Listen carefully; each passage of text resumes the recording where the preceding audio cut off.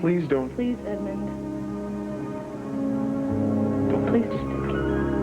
Please. Sweet pea, please take it. Don't make me throw it on the ground.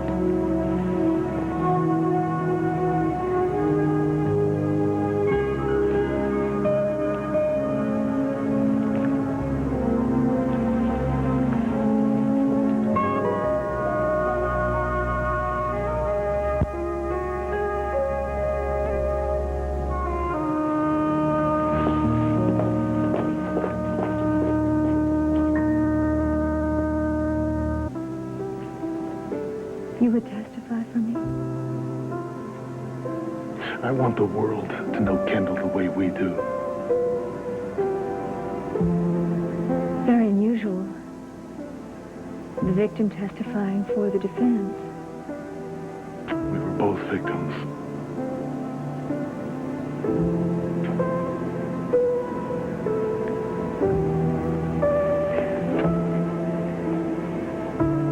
Dimitri,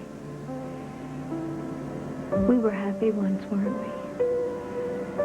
Before Kendall came into our lives?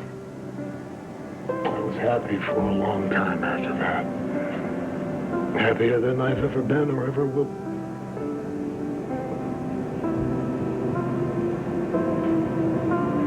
You made me happy, yes. It's so good to know that I gave you more than pain and misery. You made me happy, too.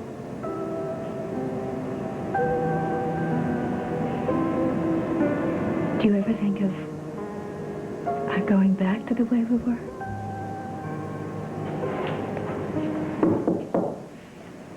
Jack, what are you doing here? I've been conducting a house-to-house search for you. Luckily, I ran into Cortlandt. She suggested I try here. We need to get back to court. Yes, I know.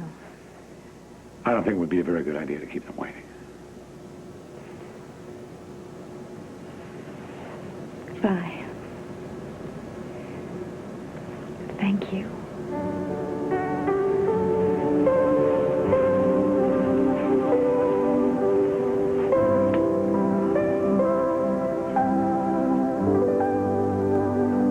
Look, Jamal and I really don't have any plans. Maybe we could hang around and help out. I bet Jamal has better things to do than dusting and grocery shopping, right? I don't mind. Yeah, we can go get the groceries. Oh, thanks. Mrs. Valentine, I think, is going to do it for me after he's taking care of things. Lee, take it easy. Don't push it, all right? My self-destructive days are over. Thank you for caring. Dust? Dust? No, I think I'm going to bag the dusting and I'm going to head for the nap. You call if you need anything? Yeah. We'll be the first to know. And I don't think you should expect to hear from me for the next 12 hours, so. I'll talk to you tomorrow. Okay. Bye. Bye-bye.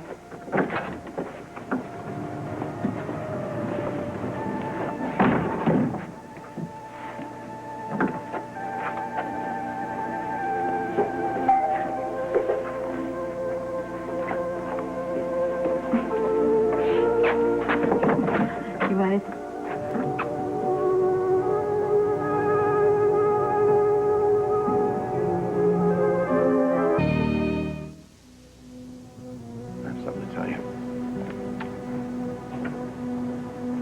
I'm not sure you want to hear this. What's wrong? I think this is the coldest thing in the world to do. I mean, it's not that I don't care. I hate what has happened to you in your life right now, and I just want it to get better. Edmund, what? Look, the last time you needed me to pull you over the hump, and I did it because I was glad to do it. But I can't do it anymore. All right. And if you need a shoulder to lean on next time, Brooke, please, it can't be me. Not anymore. I hate having to say this. I don't know what's happened. I mean, everything seemed just fine a couple of hours ago. What happened?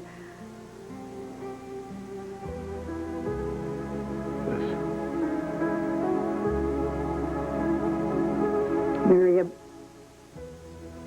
broke your engagement.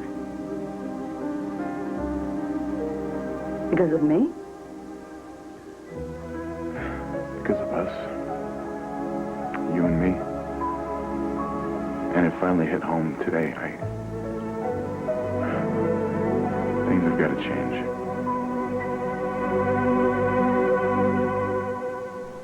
The feelings I have for Terrence are purely platonic. Please.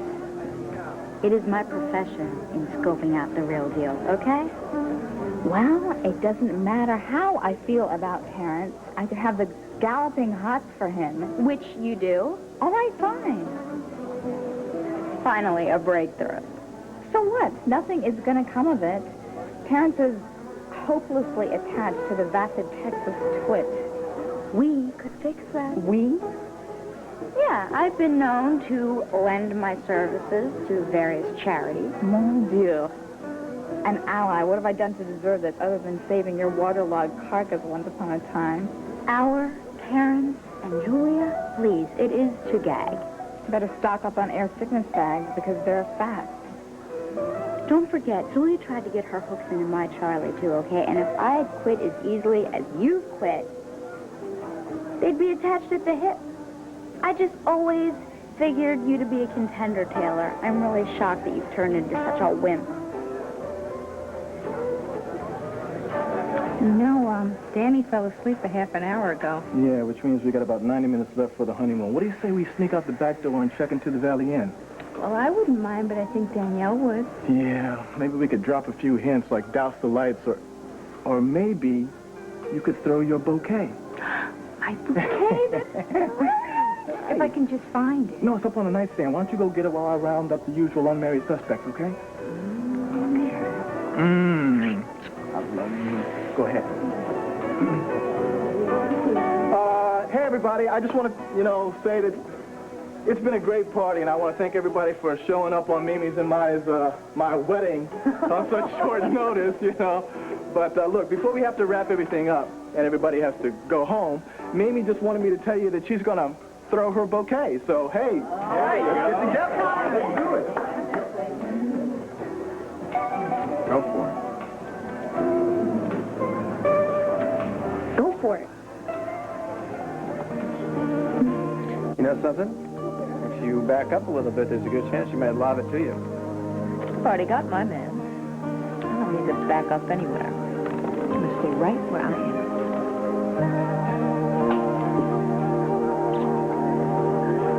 You changed my voice last year. That's because you had a polyp on your vocal cord. This is different. It's an experimental procedure. Experimental. That means the doctors could mess up. There are certain dangers in any surgical procedure. Well, I can't say that I enjoyed being Natalie Dillon's homely sister, but it's better than being Quasimodo's twin. Can you at least rule that out? These are the best surgeons in the world. No, huh? I can only speak in terms of probabilities. It's likely that you like what you see. If I don't like what I see, I guess suing's out of the question. Why do you anticipate the worst? I'm not in here for jaywalking, Doctor. I sent a man named Will Cortlandt to his final reward. Now you're telling me I can walk out of here with a new face? What's the catch? Still see a major drawback with the surgery. What? As much as I'd like the opportunity to be drop-dead gorgeous, I mean, what if my baby girl doesn't recognize me? What? Wait a minute. She couldn't. Last time we looked into each other's eyes, she was 2 days old. And maybe it wouldn't be so bad if the others didn't recognize me. What others? I've made up my mind. I'll do it. May I remind you that you're still under oath? Yes, Your Honor. Proceed, Miss Frye. Miss Hart. Miss Hart. When you went to your mother's home on the morning in question, did you tell her that you'd been at the hunting lodge the night before? I think so. And did you tell her that you had been there at her husband's request? I believe so. You're not sure? It's been a long time. Well, did Dimitri Marick invite you to the hunting lodge, or didn't he? He did. You're certain of that?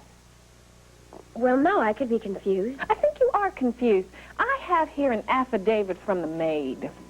And according to her, you were dressed for a party, sporting a sophisticated new hairdo, and you had a bottle of rare cognac in tow, and you expressed that it was your clear intention to surprise Mr. Marick. Is that correct? I guess so. So contrary to what you told Miss Kane, Mr. Marick did not invite you to the hunting lodge, did he? What difference does it make who invited who? I'd like to know the answer to that myself. Well, if Your Honor would allow me to read from the transcript. Miss Hart, you told the courtroom yesterday, and I quote, I needed to talk to someone. That was a lie, wasn't it? No. You didn't go to that hunting lodge to talk, did you? You dressed up in your pretty party dress and your sophisticated hairdo for one thing and one thing only. Isn't that correct? You went there to seduce your mother's husband, didn't you?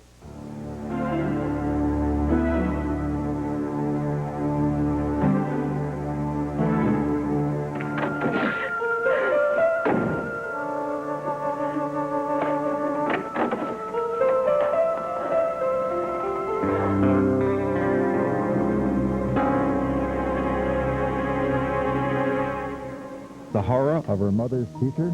Stay tuned for One Life to Live next.